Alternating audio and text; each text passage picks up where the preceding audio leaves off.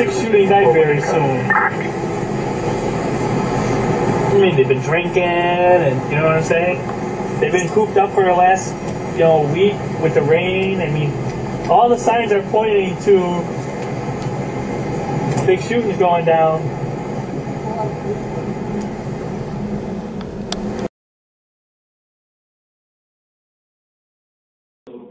This is what I tell people. Is that there's reporting, there's writing, and we think that's what we do.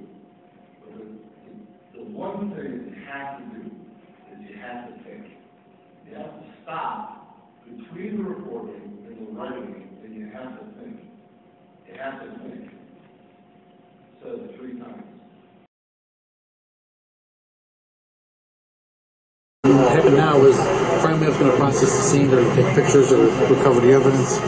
Then once they're done here, they're going to go to the hospital where the victim is at. They'll fingerprint him, photograph him, and once they finish, the body will be then transported to the medical examiner's office.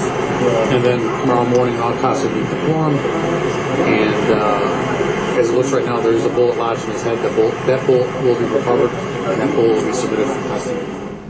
Basically, on some cases where people are shot in the head, or they believe they're shot in the head, or whatever the case may be, you're actually touching the scalp of the head, looking for bullet holes and if there's any brain matter. But you are wearing gloves and protection, so for any fluid transfer. But yeah, it is a different. I mean, it is a different feeling.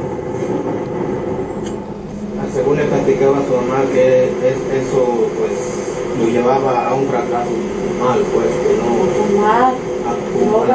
He says that those friends convinced him to smoke, to drink, alcohol. Just bad influence on him. Yeah. And the mom sensed it right away, and that's why she wanted him.